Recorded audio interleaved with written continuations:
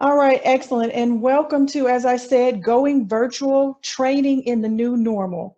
This session is all about you becoming prepared to do what we're calling the new normal for training, for teaching, for learning and development in corporate organizations. I think we have a wide variety of people who are joining in to this webinar today. So I'm excited to get some feedback. I have a few polls. And the first thing I want to do is to launch a poll and kind of see who we have on the call today. So you should see a poll up here on your screen. It would be wonderful if you could let me know what your role in learning and development is.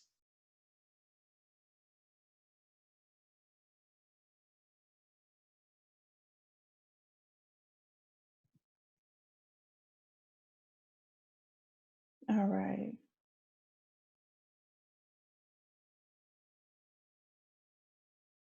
Okay, I think we have everyone who has voted now. And it looks like we have, you should be able to see the results now. The majority, well, we have a tie between trainers and corporate and government learning and development. And I see a other. Could you raise your hand if you're willing to share what the other is that you do?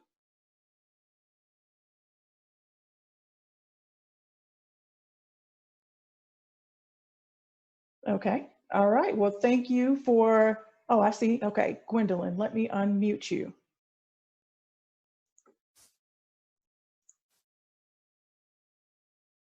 All right, Gwendolyn, can you tell us what your other is? Well, I am a retired educator, but I'm moving into educational consulting. Okay. Wonderful. Thank Yeah. you. So you would fall kind of under the small business owner, but you had a previous career and now you're going to start going out on your own. Is that Yes. correct? All right. Thank you so much for your feedback. Wonderful. So what I'm going to do is I'm going to take a few minutes to let you know a little bit about myself. I have been doing corporate level training since the mid 90s. I am an educator at heart. Although I came out of the technology field, even when I was an engineer, I was doing training. So I love the idea of doing training. And I've been developing and delivering online curriculum, developing curriculum and delivering online since probably about 2009. So I've always looked to how can I involve technology into what I do, because I have such a large, a wide span of technology experience in my background. I automatically, even though I was teaching technology, I wanted to utilize that technology in my educating, whether it was doing training, whether it was doing classroom training. I was a college professor, I'm assistant professor for a number of years as well when I came out of corporate America. Love being in the classroom.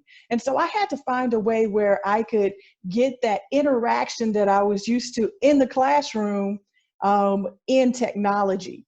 And so that's one of the things that I've thrived on. How can I interact with my audience when we're looking at computer screens? So that is one of the things that I'm excited about. And that's why I said I have to get on and kind of speak to an audience who maybe has not been doing online training for a while and knows that this is the time to make that leap. Or maybe you've done the training, but you want to take it to another level. So that's what we're going to look at today, going virtual, training in the new normal. All right. So what we're looking at today is are you technology ready? Are you technology ready? Online learning, best practices, and some tips to be successful. And in between time, I'll have questions for you, and I'll want to know what you're currently doing so I can answer those questions. All right. Looks like we have a new person joining. Welcome, Jackie. You missed one poll, but I'd love for you to jump in on the next ones that come, next one that comes in. All right. So Are you technology ready? What are some online learning best practices? And what are the tips to be successful? And what I want to emphasize to you today is that this is all about making yourself ready. So I'll be asking questions, some for your own personal reflection on what you're already doing, and are you ready to move forward, what that looks like, because I like doing things in excellence, and I hope that you do as well. And so this material is going to help you not only move into that next phase of training, teaching, whatever it is that you're doing as an educator, so that you are prepared to move forward in excellence and captivate your audiences like I know that you already do. All right? So, what is the new normal? I've heard this thrown around: new normal in the way we do life, new normal in the way we do family, new normal in the way we do just about everything. But we're talking about going virtual from an aspect of teaching, training, running your business. So my question to you, and I ask you to raise your hand again, is how has your instruction facilitation changed during this period where we are forced to come out of the classroom setting and into the online world? So if you could raise your hand and let me know if you have a comment about how your instruction and facilitation has changed for you, your business, in your classroom during this time period. And I'll try and give you a little feedback based on what your answers are.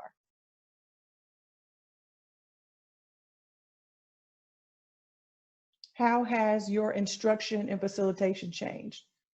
Thank you. All right, Charlie. Much more teleworking, much more Zoom, much more Skype, all these different technologies in order to communicate, because I'm currently teleworking a lot, much more. Mm-hmm. I'm with the federal government, so it there's sort of a requirement now in order to still work and be productive as opposed to just being in the office. All right, excellent. Thank you for sharing. Has that been an easy transition for you, or has this been something that has been a little challenging for the way that you normally do work? Actually, it was quite an easy transition for me. I was sort of surprised, but you learn a routine and you sort of stick to that routine when you get up in the morning, and I think it makes it much better. Okay, thank you so much for your feedback. Thank you. Is anybody else? How has your instruction facilitator to our trainers?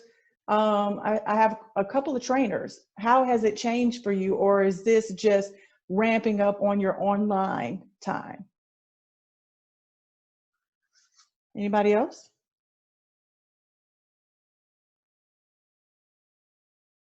All right.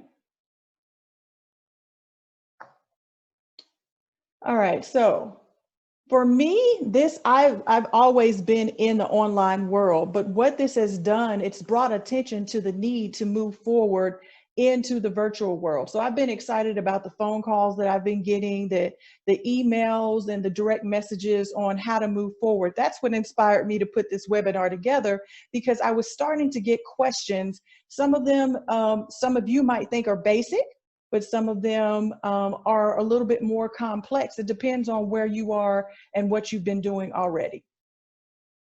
All right, so I've gotten as basic a question as online, or what does online versus virtual mean? What does that mean? Is that the same thing? And so this might be basic for you, but I'd like to start at an even playing field.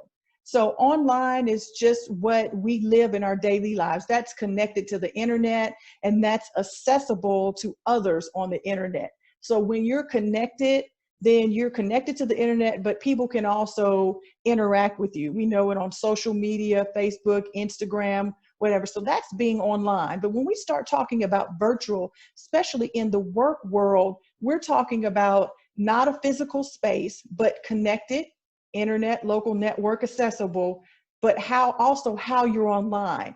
What platform specific abilities are you connected to the people that you are that are your clients, that are your participants, that are your students, how you're connected to them. So the virtual aspect of this is a little bit more complicated than just being online. So I like to level the playing field. We're online all the time, whether we're watching a movie or whatever we're doing. But when we talk about being virtual, we're setting ourselves up in a space that's not physical, where we're able to be accessible and interact on some type of platform specific medium, like what we're doing now. Okay, online versus virtual. All right. The next thing I want to talk about is, are you technology ready? Is your technology ready to go virtual? And this is something that some of us don't think about. And I would hate for us to go get involved with doing a virtual training, whether it's the very basic training or one that's very interactive, and we find out at that moment that our technology is not ready.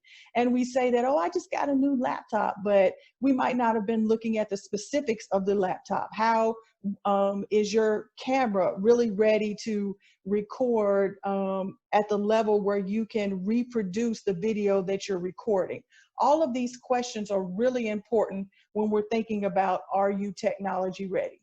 So I have another quick poll that I want to do and see if everybody can participate in this. Have you facilitated online training before? So let's see how many people have done that. All right, votes slowly coming in. All right, I think we have everybody's responses. All right, and it looks like you can see the results on your screen. It looks like that the majority of us have. 2 of the people have not. So just a few have not done online training before. I see a hand up. Okay. Jackie, do you have a question or a comment?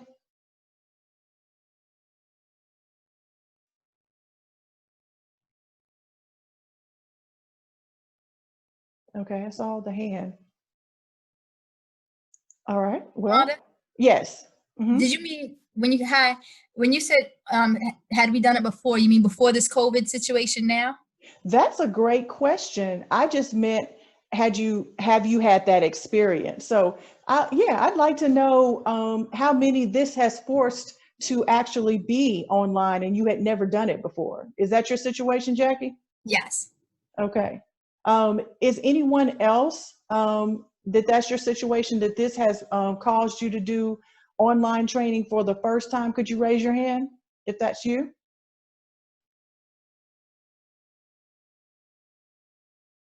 Okay.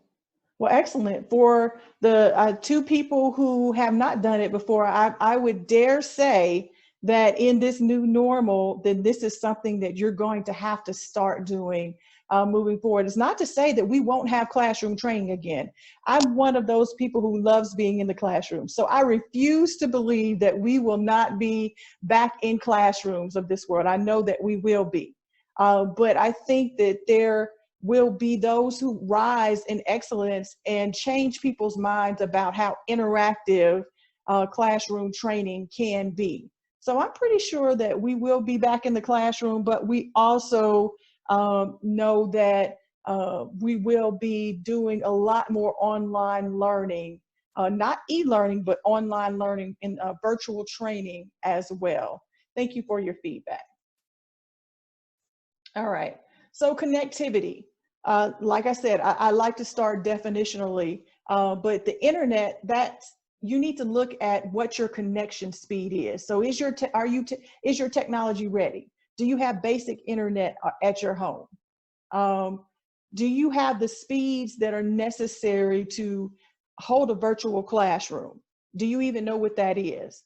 A lot of people don't think about doing that research, and that's why you need to know how to ask the right questions. Maybe you need to increase your bandwidth to your home office or to your office in order to do virtual training. A lot of us, if you do have kids, you probably have a lot of bandwidth to manage their activities, streaming, playing games. But you need to understand that there needs to be dedicated internet connection for you at minimum when you're doing your training. And so I want to bring that to play with the next one, which is bandwidth. Who else is sharing your internet connection? So we're all home now. How many of you have noticed working from home that since everybody is at home, whether the kids are doing their school online or they're just gaming or they're watching TV, that the internet connection has been slow? Has anybody experienced that with everyone being home? If so, could you raise your hand? We don't have to talk, but I just wanted to see if anybody has noticed a slowdown in their internet speed because now everyone's home at the same time. Okay, I see a couple of hands. Yeah, so that is something that you need to be mindful of if you're going to deliver a course online. You can't be in competition with the other people in your home as you are delivering your training. So you need to know what your internet speed is, and you need to know to make sure that you have the proper bandwidth to deliver your virtual training. All right, remember, these are things to say, are you ready? You need to know your computer capabilities. All right. Most people just go out and buy, say, give me the latest and the greatest laptop. Give me the latest and the greatest desktop, or someone purchased it for you. But you don't look at those little things that really play into whether or not the virtual platform, which we'll get to next, is exactly the specifics that you need. How much memory do I need to do my virtual training if I'm using a platform like Zoom or using a platform like Adobe Connect? What's the minimum processor speed for that? What kind of hard drive space do I need? Am I storing or am I recording my sessions? Do I need storage on my local computer? So these questions, you can't just go and buy. You need to buy according to the specifications of the technology that you'll be using. Which virtual platform will you be using? What package, how many people are you expected to be participating in your virtual trainings? All these things are factors when you're looking at going virtual. Is your technology ready? You have to know memory, processor, and hard drive, not just for what you're buying, but for the virtual platform that you are going to. All right, so we're gonna do another quick poll. All right, this is poll number 4. All right, you should see a poll up on the screen.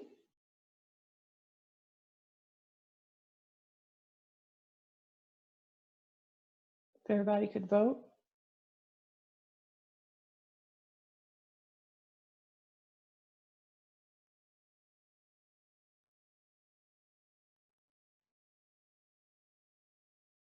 All right, good. Looks like we have some, well, one person didn't vote.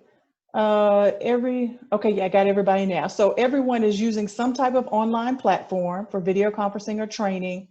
And we have a cool mix here. Okay, so let me end polling and let you see the results. Okay, so you see that everybody's doing some type of online platform. All right, we have the majority of the people on Zoom. Okay, a few on Adobe Connect. And I see this other again. Can you raise your hand if you're the person who is using, what other platform are you using? If you don't mind sharing. All right. Charlie. Skype. Okay, yeah. All right, so I didn't do an exhaustive list, but yeah, a lot of people do use Skype for Business. It's now as part of the platform with Microsoft Office when you're using Teams. Okay, excellent.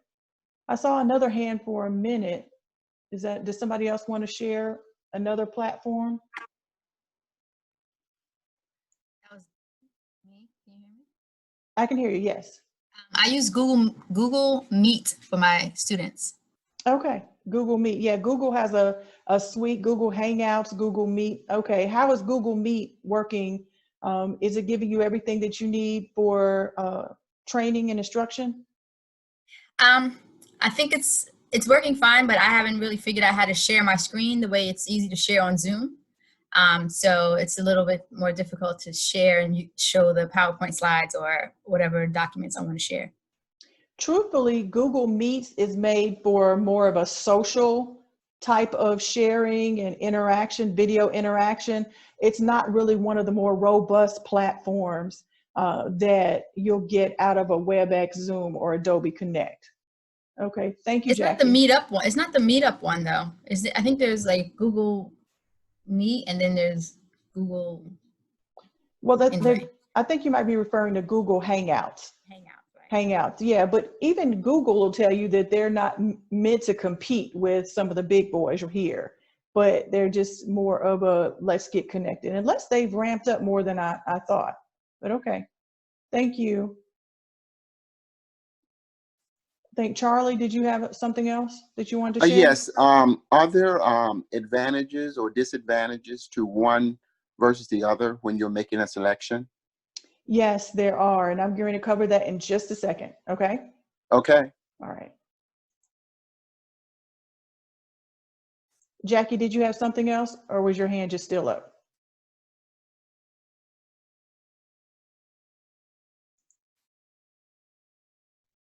All right, let's move on.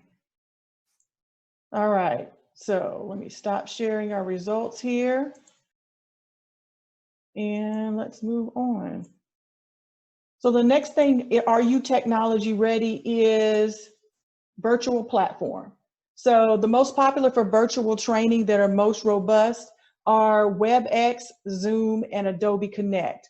The majority of our people on this webinar use Zoom, and the next highest number is Adobe Connect. That's not surprising, but we do have, I believe Jackie is a teacher.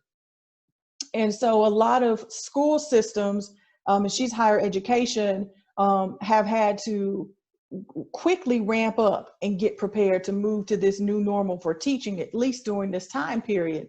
So a lot of times there's not a whole lot of time to do that quick analysis about which platform is the best one.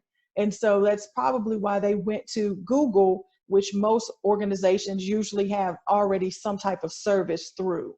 And so I'm not surprised that there would be a different set of platforms, especially for school systems that have had to jump into school closing, semesters closing. So thank you for sharing that information. So like I said, the most popular for training are WebEx, Zoom, and Adobe Connect. Out of these three, the question Charlie had, which one is best? I'm not going to make a personal recommendation to you. There are quite a few factors that lead into which platform is going to be the best one for you. Zoom is probably the most familiar to corporate organizations because they use it for video conferencing. But there's Zoom, there are different flavors of Zoom. There's Zoom with webinar, which is what I'm using right now, and then Zoom meetings, which gives you different functionality as far as breakout rooms. WebEx has some of the same functionality, and Adobe Connect has more functionality as far as being able to share files, more access to persistent breakout rooms if you're doing the same courses over and over again for the setup. So I'm a proponent of Adobe Connect because I do very interactive trainings, and Adobe Connect has the best features for me to manage in a more stable way the breakout rooms for activities and discussion questions. So I like Adobe Connect, but I would dare say that if you're looking to see which one that is going to be best for you, your organization, you should really contact them and have them do a demo for you and get them to answer all of your questions about the type of training that you do. So I'm going to give you two more quick polls, and I think this will help me talk a little bit more to this virtual platform.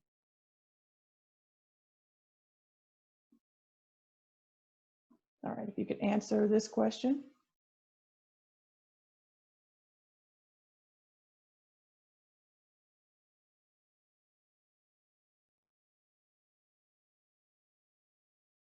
All right, almost everybody in there. We have quite a few yeses, but a couple of nos. collaborative activities. And it also depends on your platform and what type of material it is that you are delivering, whether or not you're going to have the collaborative activities. All right, I think we have votes from everyone, so I'm going to share the results so everyone can see. So the majority say yes, but no, we're almost at close to 50%, but 50-40. So a few people on the webinar do not do collaborative activities.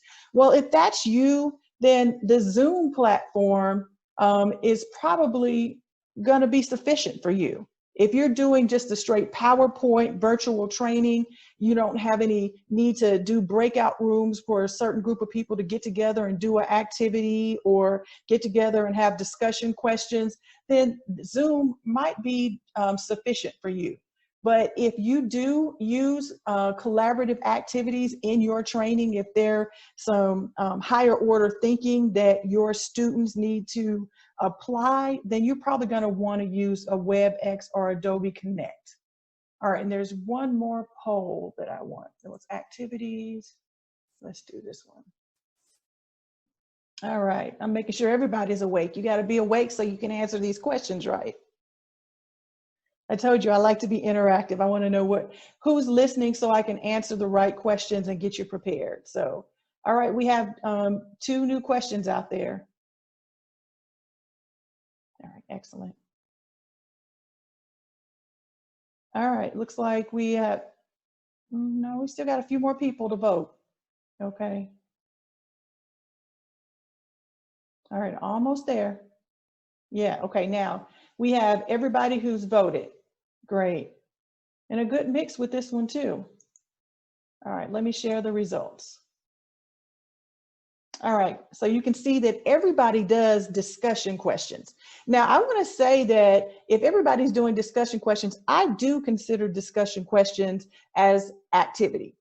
That's interaction with your students, but that's just by my definition. So I understand if somebody didn't see that in the same way, but anytime you engage your audience, you engage your participants, I believe that that is a type of activity. All right, so everyone uses discussion questions. We have primarily the large group class discussion, small group close to that, and some that use both. Yeah, I use both. And when you do that, sometimes if you use the small group discussion, that's when you're going to want the Adobe Connect or the WebEx, where you can break them into breakout rooms, is what both platforms call them, breakout rooms. And you can assign people to those breakout rooms and let them do a discussion on their particular question. Now, the ability of the platform to let you bring that information back into the larger classroom depends on the platform. And like I said, I invite you to think about the type of instruction that you do. What is your normal teaching or training style? And what that will do is let you know which virtual platform is going to be the one that's going to be best for you to do training in the new normal. All right, thank you so much for your feedback. All right, excellent. Do we have any more questions on virtual platform? You can raise your hand and I'll unmute you if you have any more questions on that.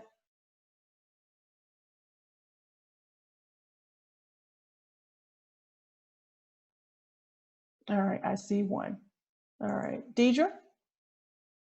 Yes, I have, I use both Zoom and Adobe Connect. Okay. And I was challenged a bit with Adobe Connect now allowing for HTML or people to join from the browser. So it is different. It looks different. The interface is different depending on how you join, whether or not it's from the browser or if you have the app. So I just wanted to know if you had, is it possible or is it feasible to just have everybody, when I know the functionality works better with the app versus the HTML. So I'm just wondering, how can I get the best use out of Adobe Connect when people are logging in using both the internet, the browser and the app? I know that's kind of like a roundabout question, but, and it might be something we might take offline later. Yeah, I would dare say we do need to talk about that offline, but Zoom and Adobe Connect both have capability or functionality that does not work when the person is logged in through the black browser. And that's just a functionality issue that you have to learn to work around, either by the people who are participating in your training, that you have to advise them that they have to download the app. I know sometimes it might not be possible due to restrictions of where they are, but it is still a functionality that that's with Zoom as well. Zoom has some features that in webinar and in meeting that are not, you cannot use if you're coming through the browser. Have you not experienced that with Zoom as well, Deidre? I haven't experienced it with Zoom. The only differences with Zoom that I've experienced is if somebody's logging in with their phone versus from a desktop. So I kind of have switched to Zoom because I have less of those challenges, because I like to do a lot of breakouts. So the breakouts in Zoom are a lot more easy than Adobe Connect, but I like Adobe Connect for the reason that you said, because you can prepare your layouts ahead of time. So we can talk later about that. Just want to get your opinion. No, thank you. About the very specific, like I said, Zoom and Adobe, they're different things that they don't allow. One of them is, I can't remember which one it is, but you can't actually share out a certain material. But Zoom. Okay. Yeah, Zoom you can't share from the breakout room, versus Adobe Connect you can set it up and have a debrief if you set up your layout that way. Right. Okay, thank you for your question. I know it's the questions on people's minds as they're looking at and trying to figure out which platform they're going to use. All right, so these are the virtual platforms, and like I said, take the time. They want you as a customer. So you can think of these questions, as I hope, that have been coming up in your mind about how you train, and that lets you know which platform is going to be the best for you. All right. So, online learning best practices. Now, this is going to be fun. So, Bloom's digital taxonomy. I know you had to have seen this before.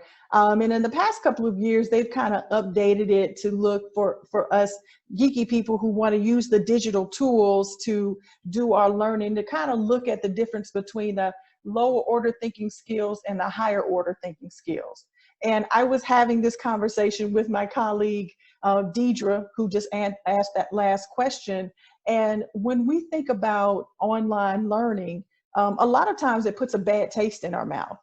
And because I'm into learning and development and instructional design, I've had some very poorly done online training classes.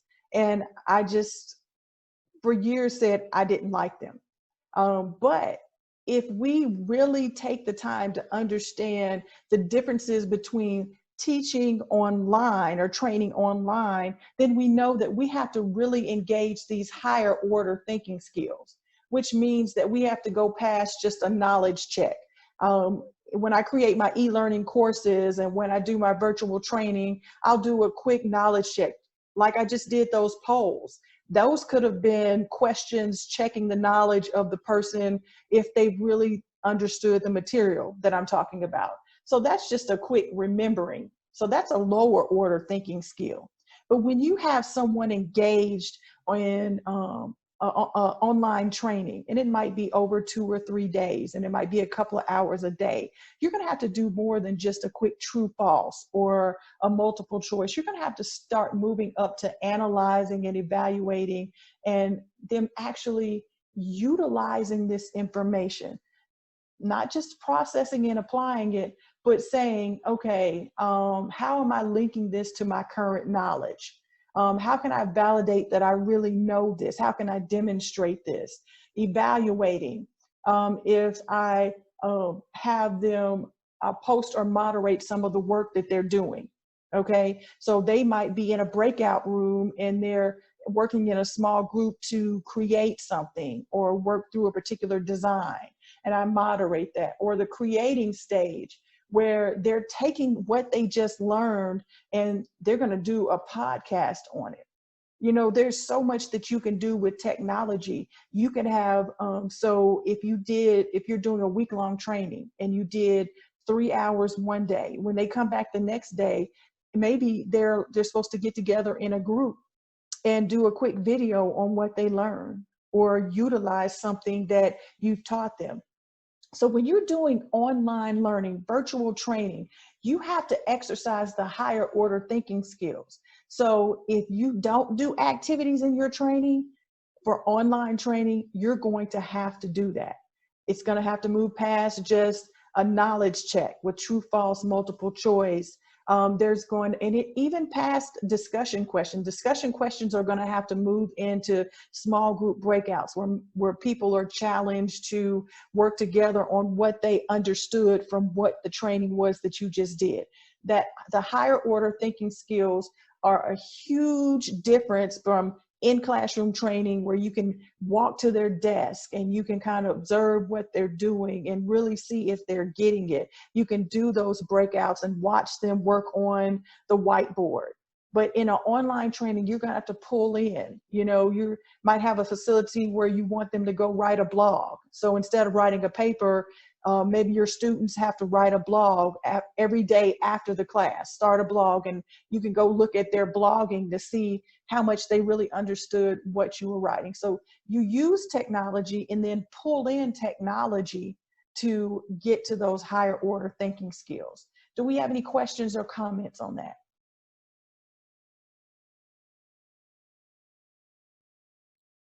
All right, so let's move on. All right, I've had a lot of questions about course objectives. And are there different ways to write objectives for courses that you're delivering online? And I would vehemently say yes, okay? Because you have to think about whether these course objectives, if you can demonstrate them through an online platform. Can I see that they are meeting they're able to demonstrate that they have learned this particular objective? How do I do that in an online platform? Is it different than if I was in the classroom with them? And so some of your objectives, they might not totally be different, but they might need to be worded differently. So it might be based on 3 hours worth of online training. Student X should be able to formulate a paragraph around this material. So you have to be able to make sure that you can see that they are able to demonstrate that particular objective in an online platform versus the things that you can observe in a classroom. So that's what I say about online objectives. They vary because you have to be able to see them perform those objectives, maybe midway through or the end, and it's not going to be the same as you looking at that in a classroom setting. All right. Course length. This is another huge question that I constantly receive about online training. How long should my course be? If this was a 2-day course, which is most of the time, you can usually have like a 4-hour course, or you can have, a 6-hour course, which is really that, a whole day course. And once you get into 6-7 hours, that's a whole day course, right? So they say, well, how does that translate into online training? And I have a little formula here. The duration should be weighted by activities, discussion, interaction as a whole over the content. If you're doing highly technical content, and I don't mean technical as in computer, as in the processing, is the material heavy? Is there a lot of critical thinking involved in what you're teaching? Then the balance of how many breakout groups they're doing, how many activities they're doing, knowledge checks, how much discussion that they're doing, and these interactive type things are going to let you know what the correct balance is. The thing that I hate the most is it does not translate one-to-one. You cannot go from a 4-hour training that you do in a classroom to 4 hours online. You're going to lose your audience. It's going to go into PowerPoint hell. You cannot do that to a student, okay? If you're going to transition to the new normal, going virtual, it's not just changing over your PowerPoints into an online virtual classroom. You're going to have to look at your interaction, your activities, your discussion, and then say, well, we're going to do 5 days, 2 hours a day. We're going to have interactions, discussion, breakouts, homework, where they can process through that material. If the material's light, you might get away with doing 3 hours in one day. And depends on, like I said, all of these factors right here. So think about how heavy your content is, how much critical thinking, processing the learner has to do, and how are you having them apply that knowledge. Are there any questions about duration? There's no simple answers to this, and that's why I tried to give you an equation. That's something that we can discuss outside of the webinar, looking at your content, looking at your objectives, what you're trying to accomplish, and then say, okay, well, maybe this might be a better time length for you. So are there any questions around the duration or the course length once it moves from the classroom to virtual training?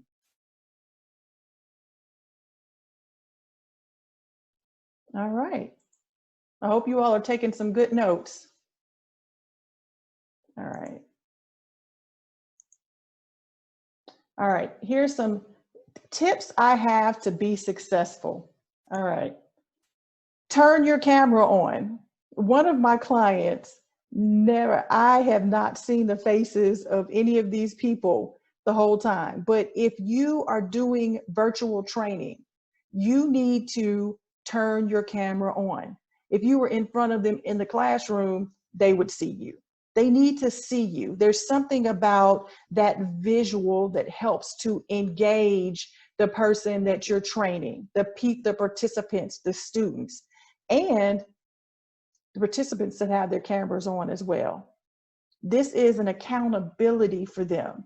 You need to be able to see them, see that they're paying attention, they're not turned to the side like this watching TV, that they are actively being engaged in the material that you're showing them. So you should have your camera on and your participants should as well. The second thing is set your webcam at eye level. That means that you're not looking down at the camera, you're not looking up at the camera. That set the webcam just so it's a natural look for you to look straight forward into the camera. And then your participants feel like that you're looking at them.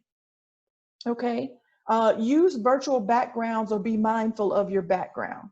You need to make sure that where you are, you might have a home office, it might not be a dedicated office, but you need to position yourself where that your background is some plain setting that's not distracting, that there won't be people walking by, that there's not something that's more attractive to look at behind you or unattractive to look at behind you than what is supposed to be being taught to the learner.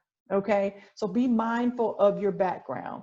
And the recommendation, which is use a USB connected headset, or like I'm doing, it's plugged in. I don't have to worry about the headset dying. I don't have to worry about, you know, anything. Maybe you didn't charge it up fast enough. So just make sure that you're mindful of the technology. If technology can fail, it will fail. So you have to be ready. So use some type of connected headset. There are a lot of great ones out there. You can just Google it and they'll talk about which ones are best for you. But if you like a particular headset that you do just charge up on a base, just make sure it's fully charged, okay? Any questions on these best practices when you're doing virtual training? All right. And here's some more online tips. Quite a few of you said that you do discussion questions and breakout sessions. This is very important for you to have an assistant, okay? Why do you need an assistant? Because if you're delivering training and then you have quite a few people with their hands up, they have questions, they don't understand, then you need someone who can answer questions. Like if you all had questions that I wasn't directly answering, there's a question and answer box that's on my tool screen. And I might have an assistant answering questions so I don't have to break my lecture in what I'm doing. They can answer the questions as they come in. Depending on the number of participants that you have, then that is going to be an even greater need for an assistant. So this is our last poll of the day, of the webinar. Can everybody take a few seconds to answer the poll that's on the screen?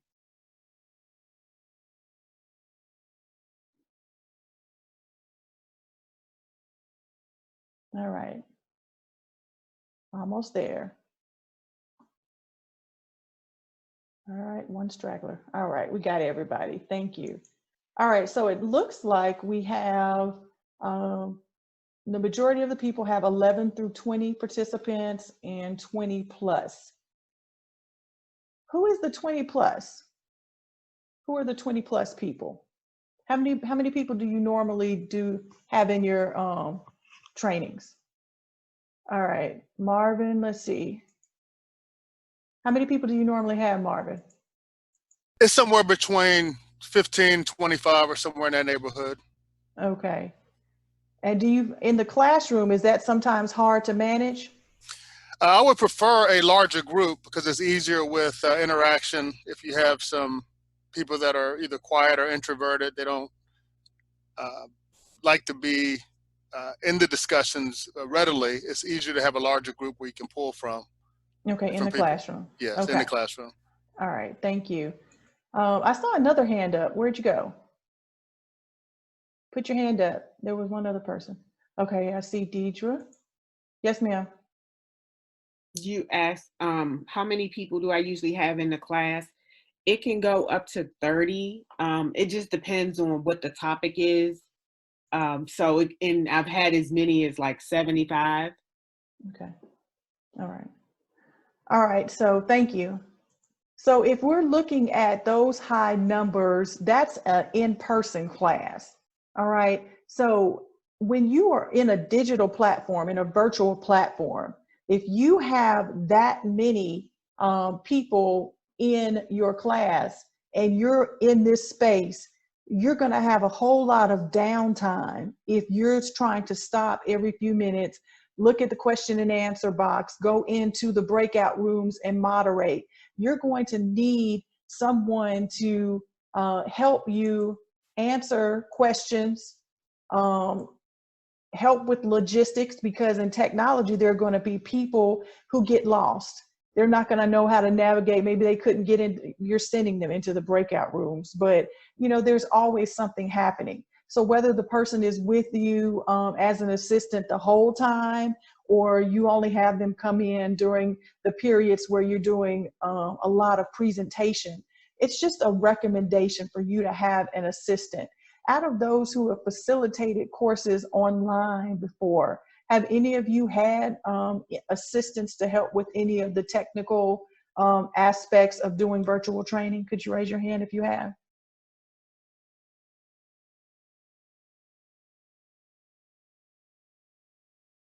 All right.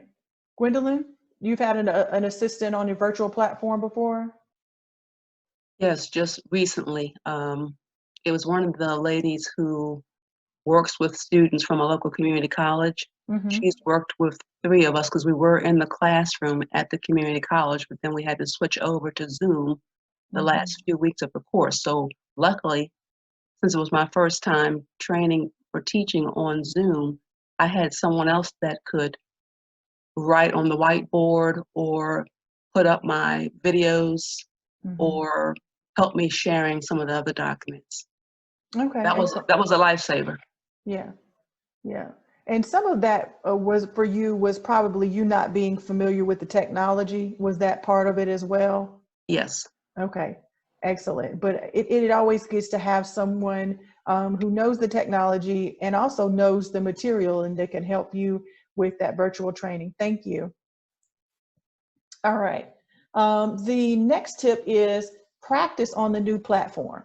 If you are delivering on this platform for the first time, you have to practice. You have to know how to navigate the tools, what to look at, what to expect. It is really important that you do a practice on that platform so you know, and that means get someone to be the participant with you so they can tell you when something doesn't look quite right. Another one is limit the number of participants for the first delivery.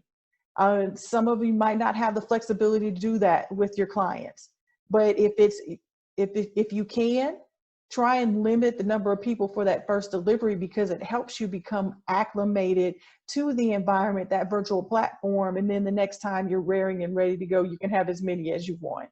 But when you get to, over 30 participants in your virtual training, I just can't imagine doing one of those virtual trainings with that many online participants and not having someone help with questions and any logistics during at least some period of the training.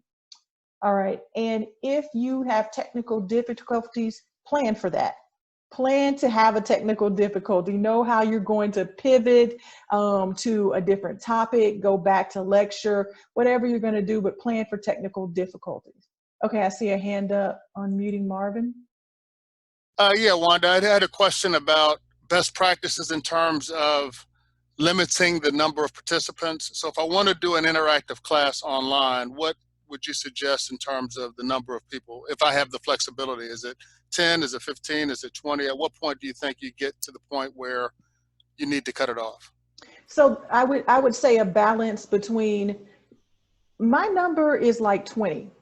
I think 20 is a navigatable number because then anything over that you're going to have could potentially have too many people when they're getting in. If they haven't used a platform, if they're trying to get into a breakout room, if they hit something wrong, they've left and came back in and they're asking questions to catch up. I just don't think anything over 20 in a virtual classroom. I think that's a good cap for me before I would need someone to help. Okay, well, even if you have somebody to help, let's say you were able to find a co-host or an assistant, with that number being beyond 20, is it still going to be cumbersome in terms of getting in and out of sessions in a way that's going to be quick enough where you don't lose people? Well, I think if you have an assistant, you just need to plan that time because you know the number of breakouts that you're going to need, the people that are going to move in and out. You still have to give breaks. So I think that can just be padded with making sure that your duration of the course is just accommodating for that number of people. Gotcha. Okay. Yeah, I think the big thing is just having an assistant and then looking at that time span. Okay, thanks. All right, thank you. All right, so those are my tips.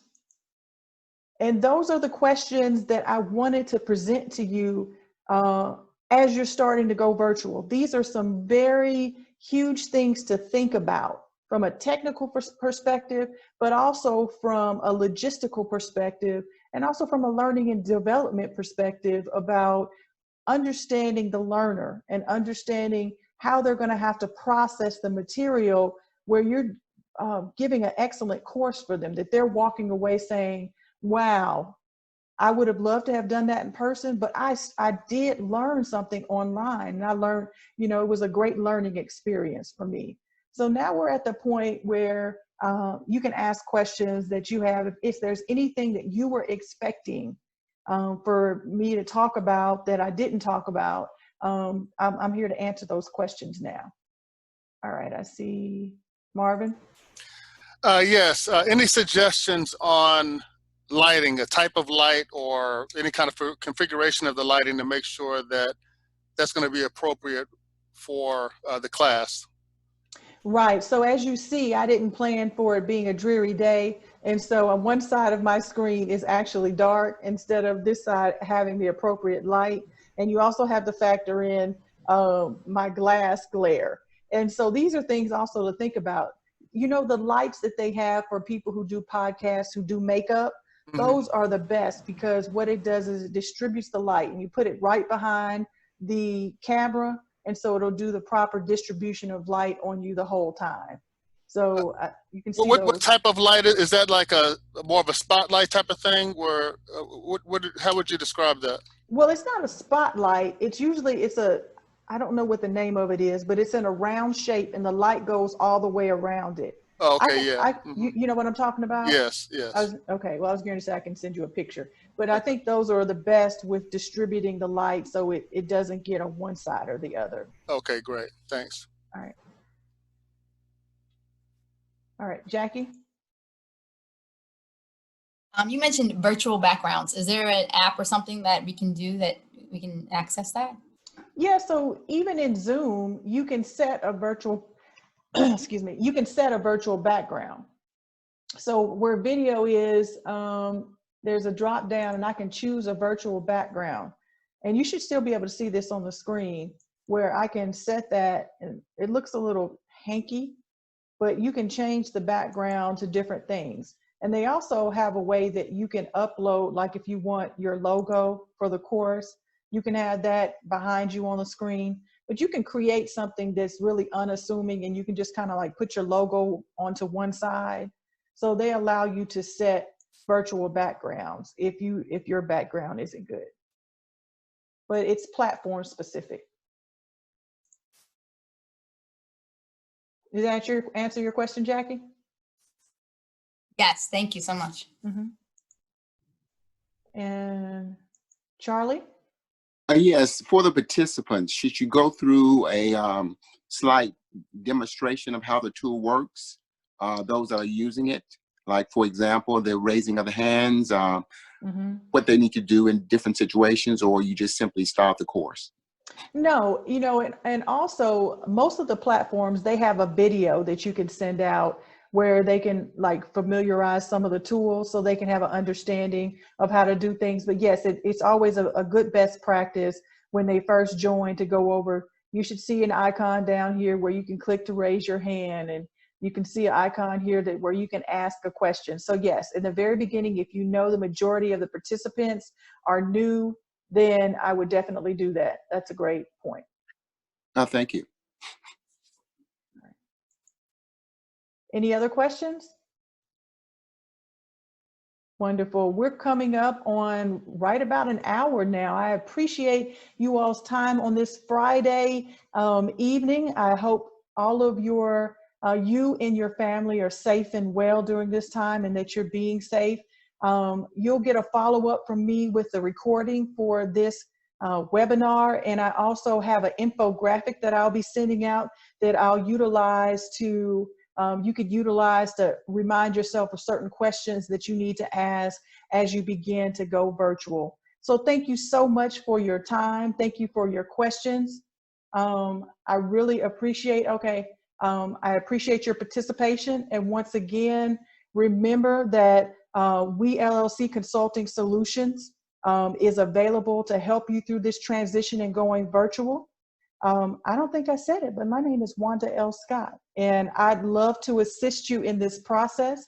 You can find us online at weconsultingsolutions.com, www.weconsultingsolutions.com, and I'd love to hear from you. Thank you and have a wonderful rest of the day and weekend.